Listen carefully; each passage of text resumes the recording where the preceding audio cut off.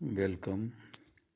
आज के third year के इस क्लास में मैं आपको सामाजिक विघटन के बारे में बताने जा रहा हूँ। सामाजिक विघटन सामाजिक संगठन के विपरीत स्थिति को कहते हैं।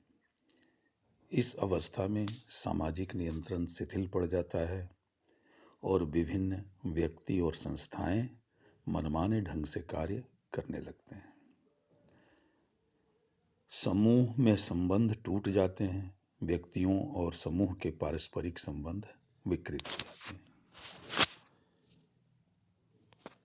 इसी को परिभाषित करते हुए इलियट व मेरिल ने कहा है कि यह एक प्रक्रिया है जिसके द्वारा एक समूह के सदस्यों के बीच संबंध टूट जाते या समाप्त हो जाते हैं। दूसरी परिभाषा लैंडिस की है, जिन्होंने कहा है कि सामाजिक नियंत्रण की व्यवस्था का भंग होना और विशृंखलता उत्पन्न हो जाना ही सामाजिक विघटन है। इसके अलावा भी सामाजिक विघटन की अन्य परिभाषाएं विभिन्न समाजशास्त्रियों ने दी हैं।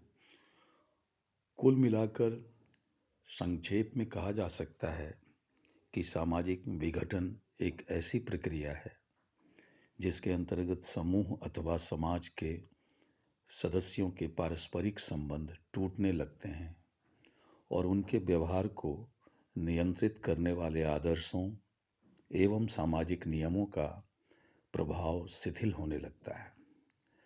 परिणाम स्वरूप सामाजिक संरचना का स्वरूप बिगड़ जाता है और संगठन को चोट पहुंचती है। सामाजिक विघटन की प्रकृति समाज में अशांति व अस्थिरता लाने वाली है। सामाजिक विघटन की दशा में समाज में प्रतियोगिता एवं स्पर्धा इतनी बढ़ जाती है कि सदस्यों की भूमिकाओं में महत्वपूर्ण परिवर्तन होने लगता है। तो कुल मिलाकर यह कहा जा सकता है कि सामाजिक विघटन एक ऐसी सामाजिक प्रक्रिया है जो समाज में असंतुलन पैदा करती है, अशांति और अस्थिरता का माहौल समूह और समाज में पैदा होता है। अब वैसे कौन से लक्षण हैं जो सामाजिक विघटन को स्पष्ट करते हैं, हम इसका वर्णन करेंगे। तो उसमें पहला है एकमत्य का ह्रास। एकमत्य का होना सामाजिक संगठन के लिए एक आवश्यक शर्त है। इसके अभाव में स्पर्धा एवं संघर्ष को प्रोत्साहन मिलता है और सामाजिक संगठन टूटने लगता है। जब सामाजिक जीवन से संबंधित महत्वपूर्ण विषयों पर अधिकांश सदस्यों में मतभिन्नता हो, तो समान दृष्टिकोण से नहीं सोचते हों और सामाजिक समस्याओं को हल करने हेतु सामान्य प्रयत्नों को नहीं लगाते हैं, तो समझना चाहिए कि सामाजिक विघटन समाज में मौजूद है। विघटन का दूसरा महत्वपूर्ण लक्षण है सामाजिक नियंत्रण के साधनों का प्रभाव कम होना। सामाजिक नियंत्रण के साधन समाज में व्यवस्था बनाए रखते हैं। ये साधन व्यक्ति एवं समूह के व्यवहार को इस प्रकार नियंत्रित करते हैं कि दूसरे के कार्यों में किसी प्रकार की कोई बाधा नहीं पड़े। जब सामाजिक नियंत्रण के विभिन्न साधन जैसे जनरीतियाँ, प्रथाएं, रूढ़ियाँ, धर्म एवं विश्वास आदि का लोगों के व्यवहारों को नियंत्रित करने की दृष्टि से प्रभाव शिथिल हो जाता है, तो व्यक्ति और समूह मनमाने ढंग से अपने लक्ष्यों की पूर्ति में लग जाते हैं।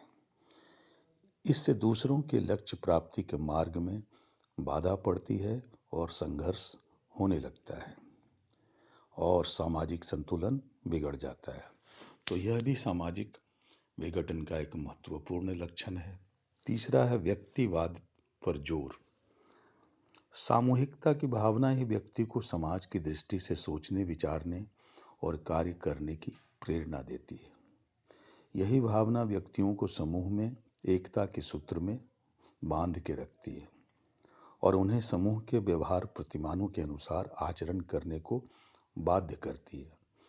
लेकिन जब समूह के स्थान पर व्यक्तिवाद हावी हो जाता है, तब लोग व्यक्तिगत स्वार्थों को महत्व देने लगते हैं और समूह के आदर्श और व्यवहार प्रतिमानों की उपेक्षा होने लगती है।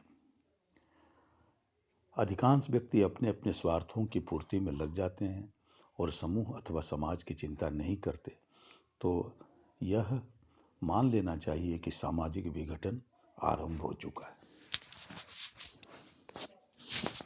सामूहिक आदर्शों का महत्व कम होना, यह भी सामाजिक विघटन का एक महत्वपूर्ण लक्षण है। सामाजिक संगठन उसी समय तक दृढ़ बना रह सकता है जब तक समूह के सदस्य समूह के लिए त्याग करने एवं अपने स्वार्थों की बलि देने को तैयार रहते हों।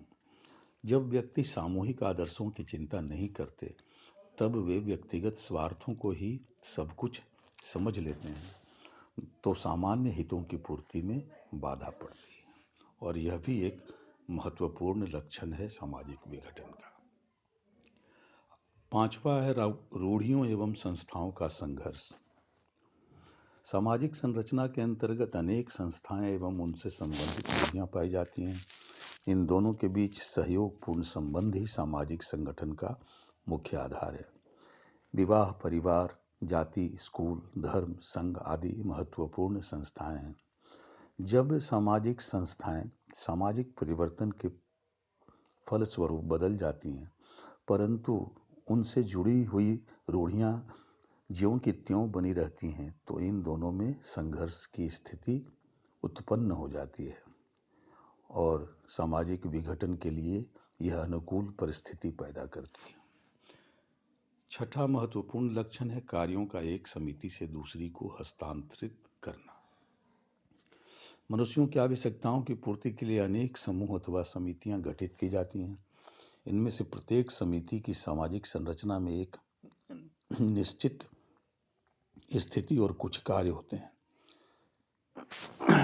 जब सभी समितियां अपने नियत कार्यों को करती हैं और अन्य समितियों के कार्यों में हस्तक्षेप नहीं करती हैं, तो सामाजिक संगठन बना रहता है। इसके विपरीत जब समितियां अन्य समितियों के कार्यों को करने लगती हैं, दूसरों के कार्यों में हस्तक्षेप करती हैं अथवा किसी समिति के द्वारा अन्य के कार्यों को छीन लिया जाता है, तो यह स्थिति भी सामाजिक विघटन को उत्पन्न करती है। सातवां है परिस्थिति तथा भूमिका की अनिश्चितता। पार्सन्स नामक समाजशास्त्री ने सामाजिक विघटन का इसे एक मुख्य लक्षण माना है। जहां समाज के अधिकतर लोगों की परिस्थितियों और भूमिकाओं के बीच असंतुलन पाया जाता है, वहां भी सामाजिक विघटन उत्पन्न होने की संभावना बन जाती है। आज अधिकांश शिक्षित महिलाओं की परिस्थिति और भूमिका में संतुलन का अभाव और एक अनिश्चितता देखने को मिलता है, अर्थात उनकी परिस्थिति तथा भूमिका अनिश्चितता के दौर से गुजरने लगती है। वह गृहिणी के रूप में कार्य करे, नौकरी करे, सामाजिक कार्यकर्ता बने, क्या करे और क्या नहीं करे, इस संबंध में अनिश्चितता का अभाव पाया जाता है और यह असंतोष और निराशा को बढ़ाती है, जो सामाजिक विघटन के लिए उत्तरदायी है।